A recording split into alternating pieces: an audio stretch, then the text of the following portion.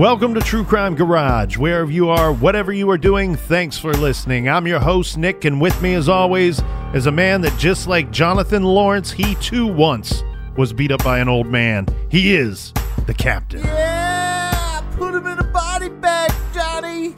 It's good to be seen, and it's good to see you. Thanks for listening. Thanks for telling a friend.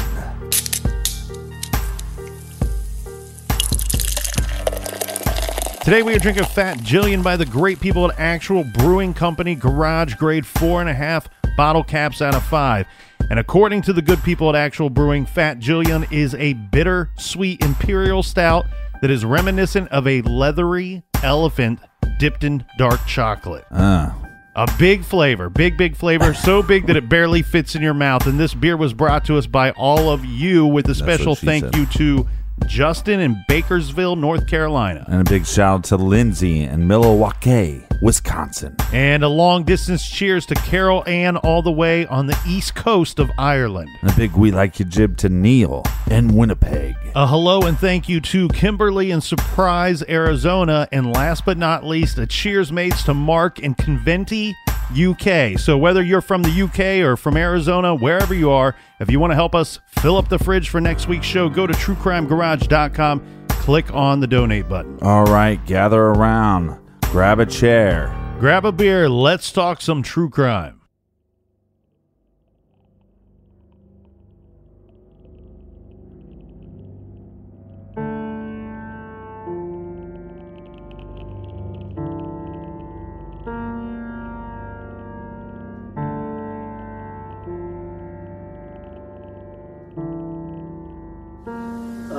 She has not been seen since last night. However, they did talk to her this morning a little after 4 o'clock a.m. And I want to stress that what we're doing at this point in time is we're working from the apartment and then we're working our way out. And we are at about a quarter of a mile right now. We'll be extending that search probably to about a half a mile or so. And I don't think I want to comment any further about that. We'll be doing a neighborhood canvass. Those houses that would front streets that would be that would have access to the apartment complex. We'll be getting a hold of those residents and asking them if they saw or heard anything. About 1/4 of a mile from the apartment complex was searched along the riverbank and out extending from the riverbank. And there were a number of hits along the riverbank. However, we have not confirmed whether those would be something that we would follow up on or not.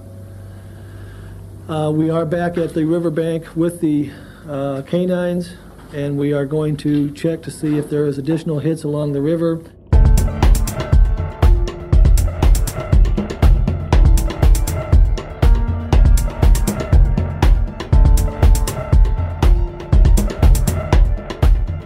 On Wednesday, June 28th, 1995, the police in Mason City, Iowa were still searching for a missing woman. Jodi Huisentruit, age 27, apparently was abducted early on the 27th as she left her apartment for work. She is the morning and noon producer and television anchor at KIMT TV. Jodi grew up in Long Prairie, Minnesota. She was a flight attendant for Northwest Airlines for a few years before going into a career in television. And one thing, looking into this case right away, you're going to see that Jodi was well-liked and she was a popular individual. Jodi is this upbeat, friendly, outgoing, very lovely person. This is according to Ray Gove. Now, Ray was her former band director at the Long Prairie High School, where she twice was a member of the state champion high school golf team as well. You always knew when she was in the room, he said. Jodi graduated from Long Prairie High School and later from St. Cloud State University. She worked at a TV station in Cedar Rapids, Iowa from February 1991 to April of 1992, and then went to Alexandra's KSAX-TV to be a reporter and morning anchor until November of 1993 when she moved to Mason City, Iowa. Her former station manager at Alexandra said it has become common for TV newswomen to receive unwanted attention from men who become obsessed. but police say they are not aware that Huisentruit had any such problem. Now, Jodi Huisentruit is well known in Alexandria area, and the KSAX TV, they started fielding calls very quickly after the disappearance, and these calls were coming in from friends and viewers seeking information or wanting to pass along their concerns. Mike Burgess, who hired her at Alexandria, said she is one of those very nice people who come from small towns. She works hard and is always willing to marshal a parade, speak at a breakfast, cover a news event. Someone you could really count on. Well, it's kind of interesting because we met so many people at CrimeCon from Minnesota, and Jodi had that Minnesota accent, and they actually told her at some point that she should try to get rid of it. And I think she was looking and working towards losing that accent, or at least was being encouraged to do so, which was kind of funny, though, Captain, because everything that I found from people that she worked for and worked with, they would always say, her charm was that she was this Minnesota girl from a small town. That was her charm, and it came like blaring through the TV, and that's why people just loved watching her and loved listening to her, yet they made her want to kind of lose that a bit.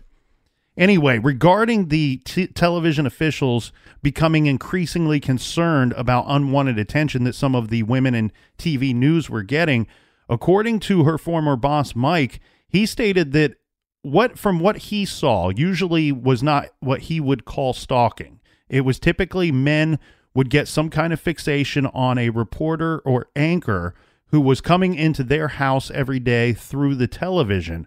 And he stated that in bigger markets, it seems like every station has one of these guys, but it's usually just some unwanted phone calls and letters and maybe a drive-by once in a while. Mm-hmm. But sometimes I guess it could be more serious, and that could be the case here.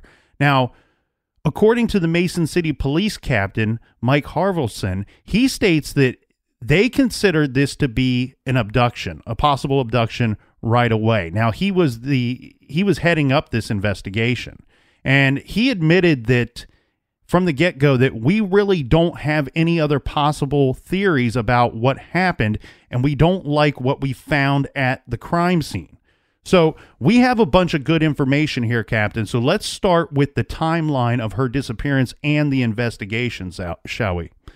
On Tuesday, June 27th, 1995, Jodi Huisentruit does not report to work between 3 a.m. and 4 a.m. This is her regular arrival time as the morning and noon anchor and producer at KIMT TV.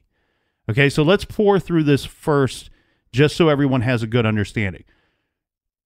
Jodi is on the 6 o'clock morning newscast. So typically they would like for her and the other anchor and other coworkers to be there at the station at 3 a.m. By most accounts, it sounds like this may have been not such a hard and fast rule, because by most accounts, they refer to starting time as 3 to 3:30 a.m. And it also sounds like that it may not have been terribly uncommon for her or other employees to be late. Right. Now, Amy Coons, who is also a producer at the TV station, she does arrive for work that day at 3 a.m. as scheduled. Now, at 4:10 a.m., Jodi Huisentruit receives a phone call at her apartment. And this is a telephone call from Amy Coons. Jodi picks up the phone. Amy says, "Jodi, are you coming into work today?" Jodi does not know what time it is. She asks Amy, what time is it? Mm-hmm. Amy says it's 4:10 a.m. Amy says nothing about the phone conversation was strange. This was Jodi asking the normal questions and normal answers. No commotion in the background, nothing to trigger that this is a strange phone call. Well, this is the normal, you overslept, are you coming to work call. Yeah. She got the impression that she had woke her up, that she had overslept. So 20 minutes go by, and there's no Jodi. Then 30, then 40 minutes, still nothing. Now, the key apartment complex where Jodi lives is only about a 5-minute drive to the TV station. Producer Amy Coons and others continued to call Jodi when she failed to show up, but Amy had to fill in for her on air at the 6 o'clock hour. Mm-hmm. She has said that at the time, frankly, she was angry at Jodi for not coming in. And after the hour-long TV show, the station staff decided to call police, who would perform a welfare check on Jodi at her apartment, which is just, like we said, about a mile or so away. Now, when they get there, the police, they clearly see that something was amiss. There was something wrong from the get-go. So the welfare check takes place around 7:15 a.m. Officers find her red Mazda Miata in the parking lot of the downtown Mason City apartment complex. Also found at the scene were a pair of red women's dress shoes, a blow dryer, a bottle of hairspray, car keys, and earrings. Now, these items are found scattered beside her car. Police begin a missing persons investigation immediately. Officers searched a park next to the apartment complex and along with the Winnebago River that runs through the park. About 20 officers and several trained dogs searched a half-mile area around her apartment. Mason City Police Chief Jack Schleeper says that his department has no concrete leads. This is on the first day of her disappearance. At her apartment, they found the apartment to be in order. There was no evidence of anyone else having been there but Jodi. So Jodi doesn't show up to work. We have a coworker calling her to wake her up. Sounds like she woke her up. Seems like she got ready to go to work. She went down to the parking lot with items to go to work. She seems like she was attacked on some level. We have no disturbance in the apartment, and then we also have reports of female scream roughly around this same time.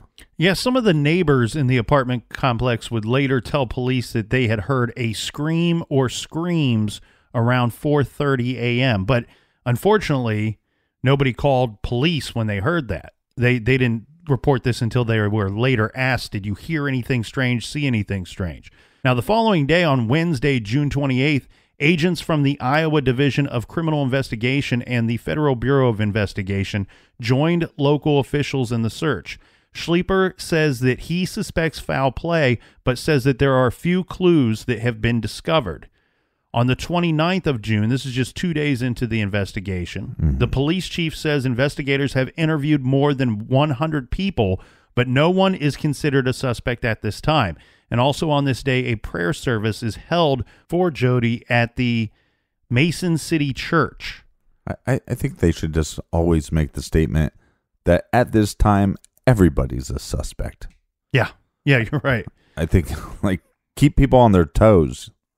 Well, and I think that on July 1st, just about 5 or 6 days into this investigation, I think, unfortunately, this is when it's really going to start to sink in for friends and family that she is gone, that something terrible possibly could have happened. This is when the police chief says that her disappearance is being treated as an abduction. And he says people that day had saw a white van in the parking lot of her apartment complex. And also, this is when it's first reported about the screams that were heard around the time that she had vanished. Also on this day, Captain, and this is pretty sad, but Jodi Huisentruit was supposed to be a bridesmaid on this Saturday. This was when her best friend, Stacy Wagner, from Long Prairie, Minnesota, she was getting married. Now, on that same day as well, the reward fund reaches $11,000. The next day, which is a Sunday, the Huisentruit friends and family join other worshipers for a Sunday service at a Mason City church. On July 3rd, late in the day, police call off the ground and air search for Huisentruit, but say that they'll continue to conduct interviews. On July 6th, a Mason City martial arts instructor says that Huisentruit attended a self-defense course that he had taught in March of that same year. Now, the instructor says that Huisentruit told him that she had an incident a few months back and that she wasn't comfortable with it, and this was her reasoning for taking the classes. On July 10th, Schleiper says that FBI behavioral scientist is trying to determine if Huisentruit's case is linked to other disappearances of young women in the region. He also says that investigators have received more than 700 tips at this time, but they have no significant leads. On July 25th, Schleiper says about 800 people have been interviewed at this time, but again, no solid suspects. So we're seeing a constant pour-in of tips, and we see help from outside agencies. However, still, over a month later, no solid suspects, no significant leads. On September 8th, the Huisentruit family from Minnesota, they say that they've hired a private investigator. Mason City police continue to investigate leads and rumors surrounding the case. The Huisentruit reward fund at the Mason City Bank now has reached $30,000. In November, this is on the 10th, police say a man was questioned about Huisentruit's disappearance. He has been charged with stalking a television anchor in St. Louis Park, Minnesota. But Mason City police say that the man is not considered a suspect in the Huisentruit case. They are just questioning him.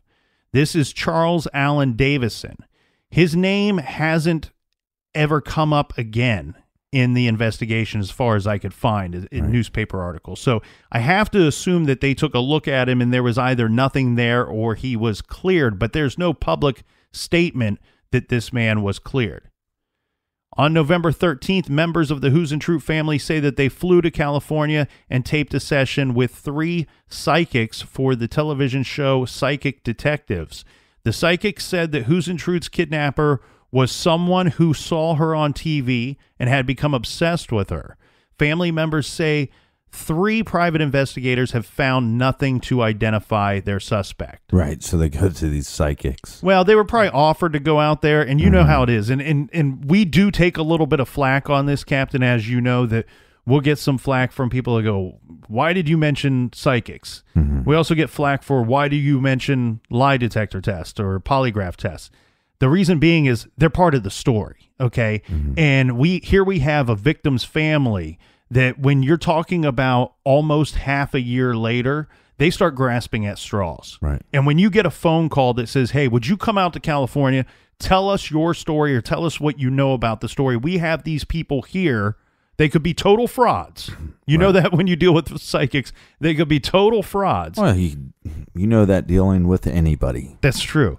But you know how the family is. At this point, they need anything that they can latch on to. Well, I'm not going to apologize for bringing up psychics because detectives use them all the time. So, what do I care? Yeah. So we also have the interesting thought here of the statement that the family has now hired 3 private investigators that have also produced no leads in this case. Well, the thing that I was laughing about is, I don't mind talking to psychics, but sometimes they come back with the obvious answer, and then you go, okay, well, this person's probably a bunch of malarkey. Yeah. Yeah, and to be honest with you, that single statement there of a TV, someone saw her on TV and became obsessed with her, that was kind of the general public's thought all along, that it was either somebody that was stalking her or somebody that knew her. Now, in June of 1996, this would be the 1-year anniversary of the abduction. Many newspapers ran stories featuring the case. Her best friend had the following to say. Now, when I say best friend, I'm talking about her best friend at the time. Remember, she had moved away from friends and family to pursue this career. She said that to think that somebody would want to hurt her, I try to block it out because I can't picture that. This is Annie Cruz, who was 29 years old during the course of this interview. She's a field representative for the American Heart Association. She had met Jodi in 1993 at a benefit golf tournament, and ever since they were inseparable. Now, they said that they enjoyed bicycling, boating, inline skating, so they had a lot of shared hobbies. Now, Cruz says she can't bring herself to watch KIMT TV since the abduction. She hasn't been on her bike since Jodi disappeared. And she said that she would be driving down the road and just start wondering, did this really happen? Like, it started to feel like a movie to her. Did she really know her? Was the last year really real, that her friend had disappeared and this investigation is ongoing? And she said it's just a real bout with reality, stating that I just can't see her being raped and hurt. My hope is instead that someone is keeping her maybe in a basement or an attic, and that they are feeding her because they think that she is in love with them as well, and that she is their girlfriend. Now let's go through some details, Captain, because there were some strange details that didn't come out right away in this investigation, and for whatever reason, most reports only scratched the surface. But when you dig a little deeper, you find some interesting particulars about the abduction. Now, I say abduction, and you and I have had this conversation before we turned on the mics today. Abduction, not disappearance. You know, when we've talked about Mara Murray and Brian Schaefer, there were things in those individuals' backgrounds that point to things where they may have wanted to walk away from their life. There were things found at this crime scene and things that found in Jodi Huisentruit's life that didn't suggest that she walked away. And the crime scene shows that she was taken away. So we'll just refer to this as an abduction going forward. Now, her apartment, while most reports state that nothing was out of order there was a big to-do, and rightfully so, about the toilet seat. Yes. So the toilet seat was found in the up position in her apartment. Yes. Now, I cannot overstate the significance of this fact enough. You know, this many people have gone on to discuss this. Now, police stated flat out that it led them to believe that a man had been in her apartment either the night before or the morning of. Which is possible. The other possibility is that she had some drinks and got sick. Yeah, that's interesting. That's interesting. So you have to wonder, if there was a man there, then is it likely that he killed her? You know, and why would there be the crime scene in the parking lot? Was this some kind of argument that might have spilled outside of the apartment? Well, but we know who she was hanging out with the night before. Well, we believe so, and we'll get into that, but we also don't have any of her friends stating that she had any sleepover buddies, let's call it. Right, but she might not have been telling them about a sleepover buddy. Okay, so alternatively, like you said, either a guy would be there or maybe she got sick. She was known to tie one on from time to time. Nothing wrong with that. We know that she overslept that day. Was she sleeping one off and got sick that morning or the night before? Was it just she was doing a little light cleaning and didn't put the seat down? Yeah, or she had a guy friend that she's been hanging out with that people didn't know about, and she got sick in the morning. One thing I wonder too, Captain, is there a possibility that, and we've heard of this, it's rare, but it does happen. Is there a possibility that maybe one of the police officers used the restroom?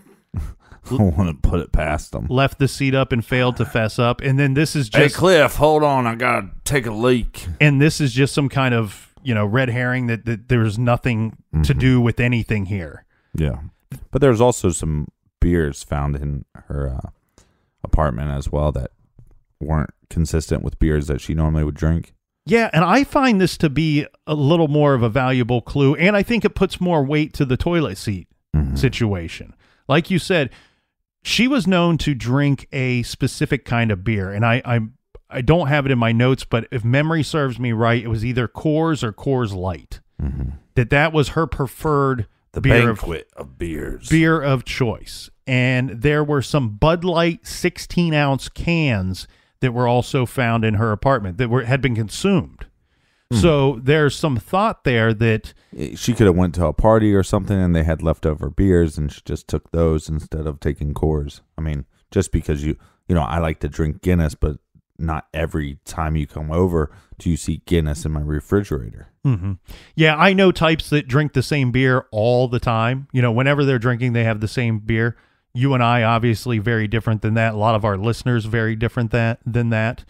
The other thought would be, how many times have even the people that state that they only drink a certain kind of beer, well, if you're at a party and that beer runs out, you very quickly drink whatever's left in the refrigerator. Were these beers that had been brought over at a previous date if you and drunk, just left in her refrigerator and she decided to consume them the night before. yeah, if you drink enough beers, they all start tasting the same. That's especially if you're talking about Coors Light, Bud Light, those. But so just to be clear, that while I'm unsure of what her preferred beer was, what are regarded as the strange beer cans are Bud Light 16-ounce cans were found consumed in her apartment. And some believe that that might have been from the night before.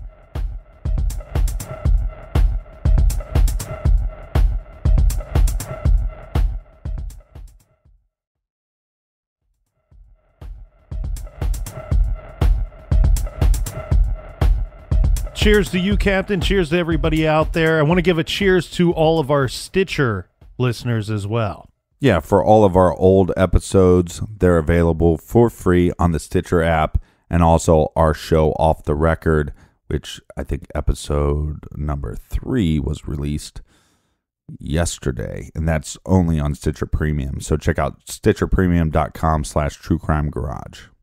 All right, Captain, where we left off, we were about to talk about what I think might be one of the more important items found at the crime scene, and that is, we're talking about Jodi's keys. So one of the keys, the key to her red Mazda Miata, was bent. It was found to be bent. Now, but it was bent in the door handle.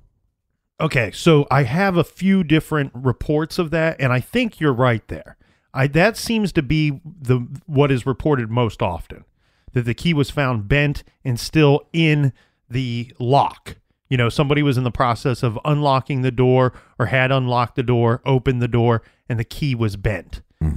Other reports state that a bent key was found near her car, giving the impression that maybe it had been on the ground. I would like to know if it was a factory key or a replacement key, because a replacement key would be easier to bend, but a factory key, I mean, you're talking about some pressure that you're going to have to put on that key to bend it.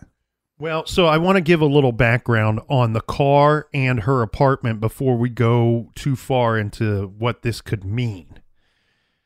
So her Miata was a 1995. So it was a very new vehicle.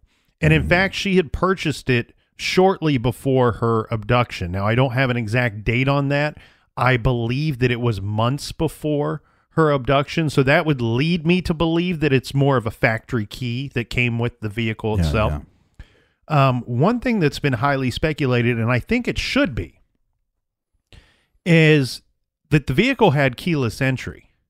So putting the key in the car door is not required, where a lot of people, that's where the argument comes into play of, well, okay, I read that it was found near the vehicle, and somebody else says, well, I read that it was found in the car door. Then the people that are of the belief that it was found near the vehicle say, well, there was keyless entry, so it's more likely that it was found near the vehicle and not in the car door. My argument against that thought would be, I think we're putting too much thought, one, into whether it was found in the door or near the car. I think the important thing is that it was, in fact, bent.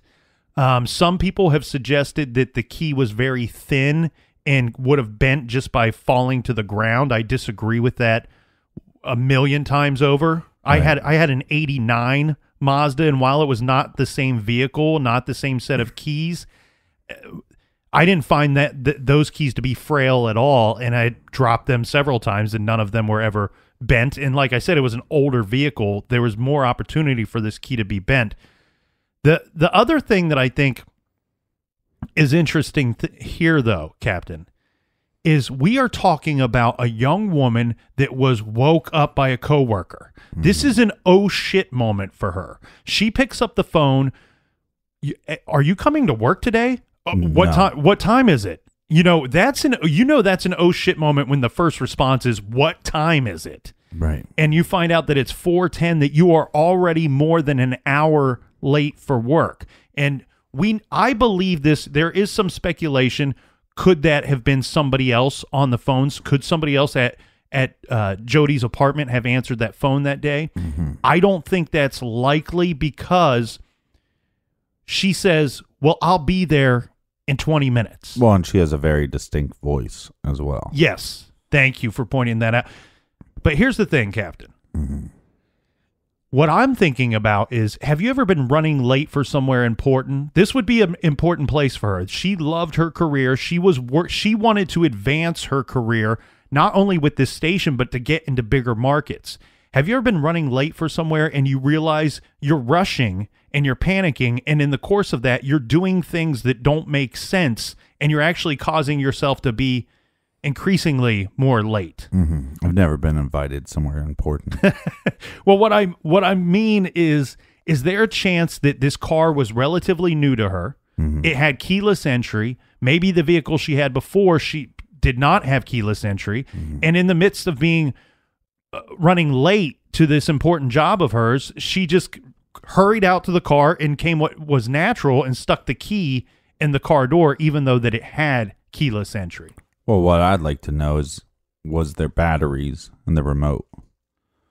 Because if those batteries were taken out, then maybe somebody knew this is how they're going to attack her. Somebody that knew her closely could say, okay, well, I know that she leaves for work around this time to this time. I'm going to be waiting.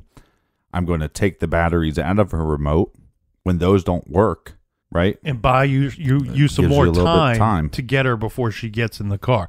We should paint a picture of the parking lot in the apartment complex so people have a good idea. So Bob Ross it up. Her Miata was parked.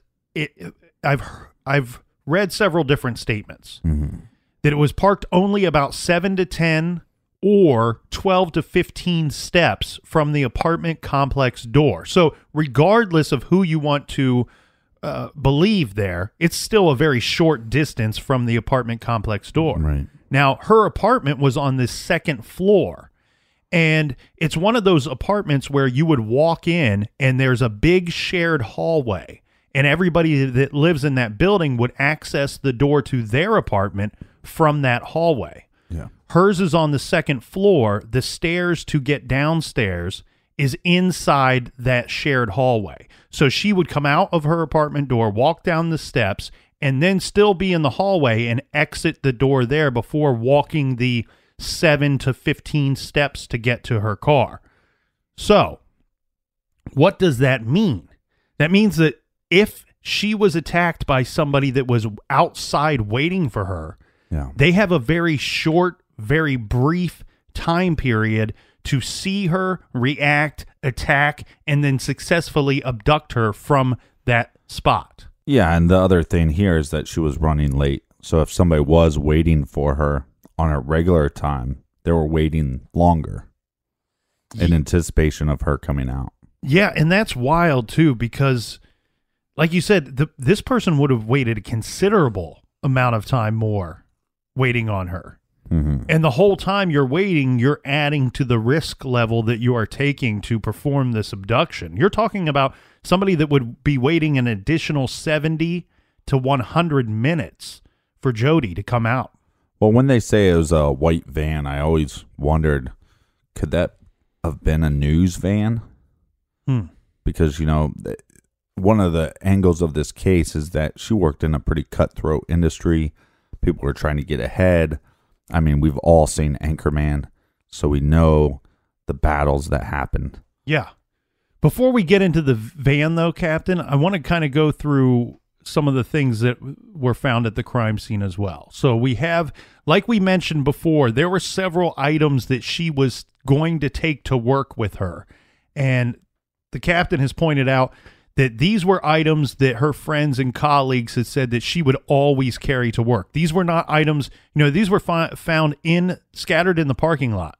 It's the hair dryer, a pair of heels, hairspray, earrings. These were found at the crime scene. These were not items that she was taking because she was late that day. These were items she took every day. They were in a tote that it appears she was planning on placing the tote in the passenger side car seat. Right. In the passenger seat. And then she would walk around, get into the driver's seat, and drive off to work. Now, like you said, though, something happened before that. From most reports that I read regarding about the key being found in the car door, state that the key was found in the passenger side car door. So, it could have just been as simple as the remote didn't work on the passenger side door. Right. It could be something as and she simple goes as that. to open the door. Somebody comes up from behind, incapacitates her. There's enough force on that key to bend it, but leave it in the lock. Right. Now, regarding blood at the scene, was there any blood at the scene? Now, contrary to many, many rumors that are out there, the police have constantly and consistently denied that any blood was found at the crime scene. Also, we have a palm print to discuss. There's a partial palm print that was found on or in the car. Now, police have never said where on the vehicle that they found this palm print. It's probably on the outside. My initial thought here is that they must be convinced that it came from the perpetrator of this abduction, because it seems that at times they have relied on this palm print to rule out potential perpetrators. Well, so we have this palm print. We have her items scattered everywhere, but we also have these drag marks that were found in the dirt close to her car. Yeah, this leading the police to believe that Jodi had been incapacitated and then dragged to a waiting vehicle. This must be, we have these other items that are upsetting to find and of concern to find, and I think this would be the icing on the cake when they stated immediately that we are working this as a possible abduction. It's because everything at the scene is pointing to exactly that. Now, one interesting piece of evidence, and I don't know how much value this can have, but it must have something, because there was a hair found at the crime scene as well. And this is something that we are not told about for many, many years after the crime. Mm-hmm. This is Frank Stearns of the MCPD. He told this to Nancy Grace on her show in 2013. So we're talking about almost 20 years later that they state that we found hair at the crime scene. They did not say... So you're saying that they found hair at the crime scene? What they wouldn't say is if they had found DNA on this hair. I can see her now. So you wanted to get into the suspicious vehicles. And I say suspicious vehicles because there's been a couple of different reports about vehicles of suspicion that morning. The first being the obvious one, the white van. And a lot of people have referred to this as a possible or likely Ford Econoline van that was seen by a neighbor. This is Randy Linderman in the parking lot of the apartment complex that morning. He spotted this vehicle around... It's a very early morning. He spotted this vehicle around 4 a.m. Mm-hmm. He said it was parked there with either its running lights or its brake lights on. Now, a lot of effort went into finding this van, but police were never able to. I want to point out a couple things here. Some people think, well, maybe Randy Linderman might be a person of interest, because why would he take notice of this van if he was unaware that something important was going to happen that day? Now, he stated later that the only reason why he noticed the van was from when he first spotted it, he actually thought it was a police vehicle. And he was of concern because he might have been speeding in the parking lot at the time. He took notice of it, slowed down, and then what was he doing in the parking lot? I don't just driving home, because that's really early in the morning. Well, no. I guess I should be clear. The parking lot is very near a road, obviously. I don't know if he was traveling on the road or if he was traveling in the parking lot. Mm-hmm. What I do know is that he states that he took notice of it because he thought it was a police vehicle, and he thought that he had been exceeding the speed limit at that time. Right. He slowed down, looked at the vehicle, and we've all done this. When you think that you're speeding and you see a police vehicle, you slow down and then you look to observe to see if in fact it was a police vehicle, and if it was, are they going to pull out of that spot and follow me? I speed up and turn off my lights. He is the one that was the eyewitness to this white van. Now, I want to bring something up here, because this is something that I've seen in a couple of different cases regarding this white van. This white van, in reports, it's stated it's a white van. Mm-hmm. There are other reports that state a light-colored van, where I think that we run some risky business here when we really specify things that might not be known at the time. Mm-hmm. Was this a white van or was it a light-colored van? Because under the cover of darkness and in a parking lot where it's lit by street lights, you could get the impression of a different color than what the actual color of that van is. Now, remember, he states that he saw this vehicle around 4 a.m. or so. We know that she was abducted around 4:30 a.m. that day. The sun did not rise until 5:35 a.m. that day. So it still would have been dark at this time. The light would have been provided from street lamps. There's a good chance this was not a white vehicle, not a white van, and just a light color. It could be yellow. I mean, how many people have seen a yellow or a gray van at night and it appears to be lighter colored than what it is?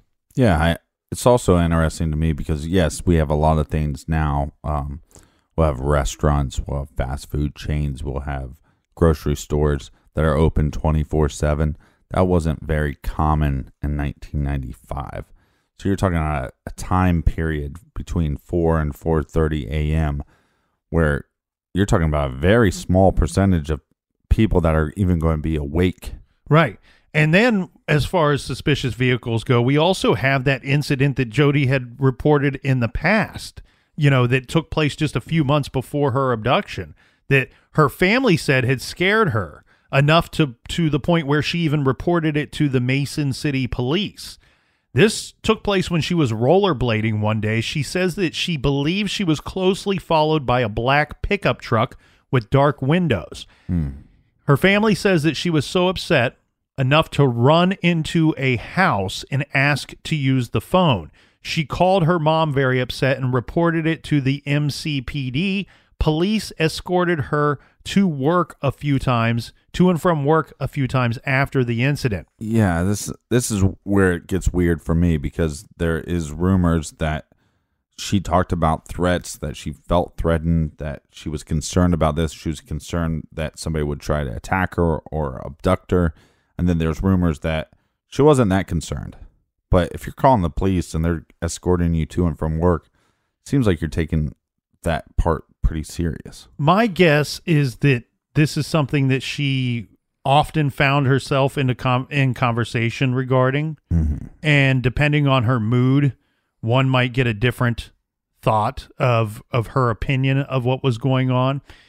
I don't know that she received any threats per se, but we do have this incident with the vehicle that she believed was following her. And like you said, to the point where she gets a police escort. They probably recommended the police escort. She receives this a couple of times. The police actually even ran Mason City black pickup registrations against criminal records to see if they could cross-reference anything, but nothing Smart came idea, of this. Though.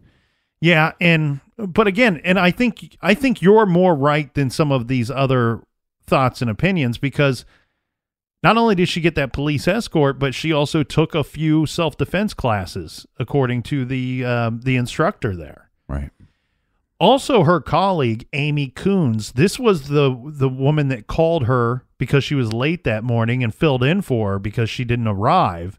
She says that it was very obvious to her that Jodi was, in fact, wary about some things. In particular, she was worried about leaving for work alone in the middle of the night. She's supposed to be there at 3 a.m. We also have the thought that there might have been some screams heard that morning. So, well, if she's attacked, getting into her car, I'm assuming if she took defense classes, one of the things they tell you is to make some noise, try to get people's attention. So I believe that those screams definitely were Jodi's. Yeah, and there's people that have said that the screams came around 4:30 a.m. It's too much of a coincidence, I think, Captain, that time period lines up with the very most likely time that she was abducted. For people to hear these screams, there's a couple of... I mean, not only is it concerning that nobody called 911, but there were a lot of those windows from those apartments that looked down into the parking lot. Nobody looked outside to see if they could see anything. So this, while this really only backs up the fact that they might have the time right of when she was abducted, it provides us with little to no other leads. There are some rumors. Well, and it's sad too because like her coworker said, she didn't show up And then we called the police afterwards, which maybe if they would have called the police earlier, that maybe they would have seen something or seen a vehicle. Yeah. So there's all these little things that had to happen just right for us to really not know. And the thing though too is there's a rumor, and I want to say that the reason why I'm stating that this is a rumor is because the only place that I found this was it came from legit news sources. However, I could not find at any time an actual officer on record stating this, whether it be a detective or somebody involved in the case. Yeah. But the rumor was that during the course of hearing those screams that one or maybe more people heard a name shouted out or a name screamed out. Now, whatever that name was never released. I couldn't find anywhere where they're saying, oh, it sounded like a woman was yelling the name Todd or Tim or anything like that. So then the news outlets went on to speculate further that police must believe that the perpetrator was someone known to her, because after she's attacked or before she's grabbed, she's shouting out their name. No, Todd, don't do this, or Tim, let me go. Something to that effect. The problem I have with this is I don't know. I'm on the fence here because this seems like something that the police would either A, hold back because they need to hold on to that name. Right. But it also seems to me, doesn't it seem to you, Captain, if they really believed that it was somebody that knew her, we're not talking about a woman that had a huge circle of people in the sense that of close friends and family in the area. Yeah, but if they know what that name is, right? Mm-hmm. So then they have a pretty good idea. Like if we have a couple, let's call them ear witnesses that say, yeah, we heard this scream around 4:30, and we also think that we heard a name. And the police know that name, but the perpetrator doesn't know that the police know that name. And so that would be, to me, information that if it's a person inside her circle, you would not want to release that name because you're going to try to get the upper hand on them. You're going to try to catch them in a lie. You know what I mean? I totally agree. The only issue I take with that is that you, at the same time, you have the newspapers and the media stating that a name was heard and the police are aware of that. Okay, right. But then my other argument for not keeping it close to the chest is if that person is not in that circle and that name isn't known to you within a couple days of looking into her life, then maybe you'd release that name just to have anybody say, oh, well, this lady that went missing, she was screaming Timmy or whatever. And I know a Timmy and he was acting weird for a couple days. My other thought, though, is that maybe we only have one ear witness stating that they think they heard a name. And what was reported to the police? Was it, it could have been Todd. It could have been Tim. It could have been John. It could have been, you know what I mean? Or are they the only ones saying it definitely was a Todd? I heard a Todd. And then the police are going, well, wait a second. We don't know how much makes sense. We don't know how much weight to put into this, the credibility of this. And do we lose the public's help in the course of this investigation, which we very much need at this point? Do we lose their help or misguide them because now they think we're looking for a Todd and only a Todd? Just like I said that I think that the white van description is a little irresponsible. Does it mislead the public that we are now only looking for a white van? Yeah. Well, we did a good job, Captain, of talking about the abduction, what could have happened that day, and the investigation that ensued afterwards. But I think that it's important to address her life before the abduction as well. Now, we state that police suspect that she was abducted. They say that the roots of that abduction may lie in the overwhelming ambition, her dream to be on television. Huisentruit pursued her media dreams at Minnesota's St. Cloud University, where she studied mass communications. Professors say she stood out at a time when more and more college students were drawn to the television spotlight. Now, after college, Huisentruit's aspirations to break into commercial television led to a job as an intern at KGAN in Cedar Rapids, Iowa. Her colleagues remember her as a hardworking, energetic, and friendly young woman and say Jodi was a fast learner. After only a year, she left Cedar Rapids for a bigger job in a smaller television market. This is Mason City, Iowa, a farm and family-oriented community of 30,000. Within months after having arrived in Mason City, Huisentruit was a celebrity, a local celebrity, and a growing audience for her morning news show reflected her popularity. In the autumn of 1994, Huisentruit feared one viewer was taking that sense of intimacy too far. She was convinced that a suspicious black pickup truck was following her.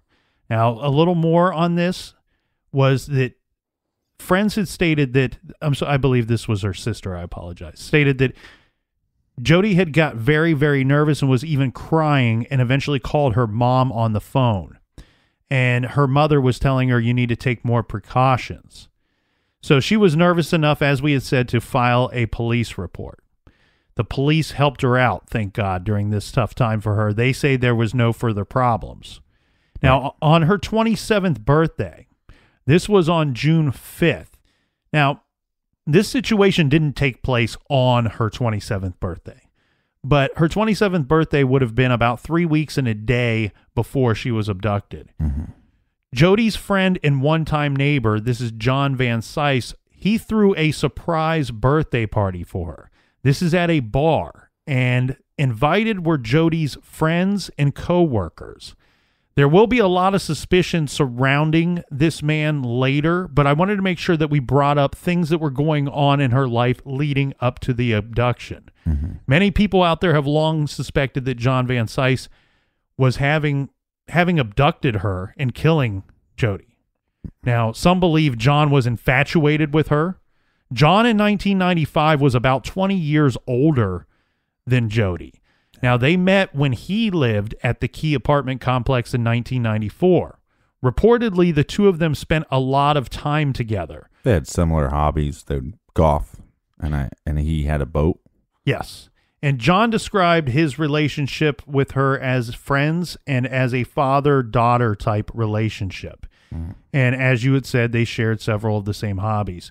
Jodi's family reported that there was nothing romantic about the two's relationship, and there is actually nothing out there to suggest that anything otherwise. Well, and Jodi was a very positive person, and so I think she came into his life at a time where maybe things weren't going so great, but she was somebody that was, upbeat and positive about things, so it changed his outlook on his life, and so I think he very, very much valued their friendship. Well, about 10 days before the abduction, Jodi and what I would suspect to have been Jodi's best friend at the time, or at least someone she seemed to spend a great deal of time with. This is Tammy Baker.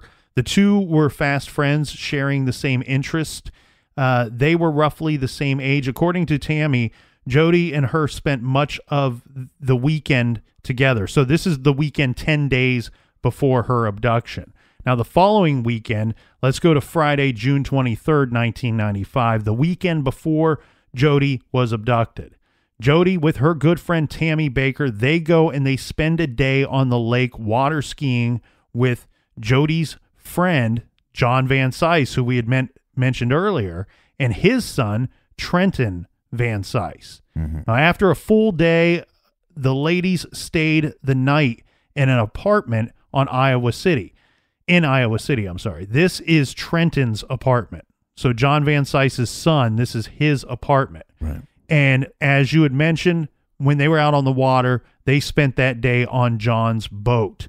They were going to stay there for a full weekend, but rain cut that trip a little shorter than they had planned, so they returned home. Now, Monday, the day before the abduction, this is after work, Jodi goes to a charity golf tournament. There she is accompanied by the TV station's news director. But even though they're accompanied by one another, according to him, they only see each other briefly during this event. And anybody that's ever played in charity golf tournaments know that you kind of are paired off with a group of people. You spend the majority of the day with them. You see the rest of the people in passing. Now, at 8 p.m. following the golf tournament, so she left the golf tournament approximately at 8 p.m. that night. The gray area here is what was going on with Jodi between 8 p.m. that night and then the following morning when she takes the phone call from her coworker at 4:10 a.m. So at 8 p.m. that night, she leaves the golf tournament. According to John Van Cise, Jodi then went to his apartment. They were going to view a videotape of the birthday party from a couple of weeks before. Mm-hmm. He says that she left his apartment around 10 p.m. that night. Now, he told news reporters that Jodi, he was very specific about her leaving. He's like, I watched her walk down the stairs. She turned around the corner, and she must have gotten her car and drove home. There's a couple of issues here. And does she call once she gets home? Because normally, like, if I'm hanging out with a friend, guy or girl, and we leave a bar or they leave, or if I'm at their house and I leave their house, like, I'll text when I get home. Hey, made it home. Especially if you had a couple drinks. The last he saw her, according to John Van Cise, was her walking down the stairs from his apartment and turning around the corner to go to her vehicle. There's a couple of conflicting reports out there, and we'll dive more into this in tomorrow's episode because we're running out of time here. But I do want to point out that there was a phone call there was in fact a phone call that was made that night. The timing of that phone call is slightly unclear, and we'll get into that again tomorrow's show. But there was a phone call that was made from Jodi to a friend, and we know that this came from Jodi because it was made from a landline inside her apartment. And this would be to her friend Kelly Torgerson. Now, Kelly lives in Mississippi. When Kelly was not home when Jodi called, but the phone was answered, and Jodi spoke to Kelly's husband, who she knew well. She knew him well. The husband would later tell reporters and police that on the phone, Jodi sounded happy. She didn't sound like anything was troubling her. He simply told her, hey, look, Kelly's not home. Take a message. I'll have her call you back. The two didn't speak. Okay. There was never any return call before she was abducted. Now, as we know, likely the last person to speak with Jodi was Amy Coons. And Amy was actually Jodi's assistant at the time. We had said her colleague. Her title was associate producer or assistant producer of this TV station. So Jodi technically was her boss. Whether the two were actually friends, were more than just co-workers, is a point of debate. In an interview, Amy had the following to say: to be honest, I almost dread the anniversary coming around every year. It's the dredging up of all the old feelings and all the unanswered questions. Almost an eerie feeling. You always have those questions in your mind. You always wonder if you could have done something more. There's almost a guilt I have to live with, wondering if something could have been done. Now, Coons, who was the associate producer of the early morning show that Huisentruit anchored, said the two had discussed the what-if possibilities in terms of having to leave from home for work in the early morning darkness each day. She said that we had talked about it. We had conversations that went so far to ask if something would happen to one of us, who would know? Saying we had a pact that if either of us was late, we would call each other. Well, that's why she called her that morning. And Coons worked very closely with police in the days following Huisentruit's disappearance. She went with them to Jodi's apartment. The police wanted her to see if anything looked out of place. Now, she would later say that nothing did. Then she had to go through Jodi's clothing. They wanted her to figure out what possible outfit she might have been wearing at the time of her abduction. Mm-hmm. After 5 years, Coons said that she had finally come to grips with the idea that something terrible probably had happened to Jodi, saying that if she's dead, I hope she didn't have to suffer. That's the hard thing to think about. I just hope she didn't have to suffer. Now, Coons said that she called. Remember, going back to that morning, Coons said that she had called Huisentruit around 4:10 a.m. that morning and spoke with her. Huisentruit had said that she had overslept and that she would be heading to the studio shortly. This has been a hotly debated issue online. Now, we should mention that Amy Coons also left a phone message and then another phone message for Jodi after she had spoken with her on the phone. She has said in an interview that she called again around 5 a.m. and left a frantic message for her, stating that honestly at the time, at first she was really mad because Amy was going to have to edit and write the show and put everything together at the last minute. Yeah. Now, we mentioned that the show went on air at 6 a.m. At this time, Huisentruit had still not shown up. Amy Coons had to fill in, go on air for her. And when there was still no sign of Huisentruit by the show's end at 7 a.m., this is when the police were called. Now, Amy has been questioned by many people over the years of why didn't you do something more? Why didn't you call and call again? Why did you wait so long to call the police? And her answer is very simple, stating, I don't know why I didn't call the police. And so many people have asked me that time and time again, but I just didn't think that anything could be wrong. I really didn't.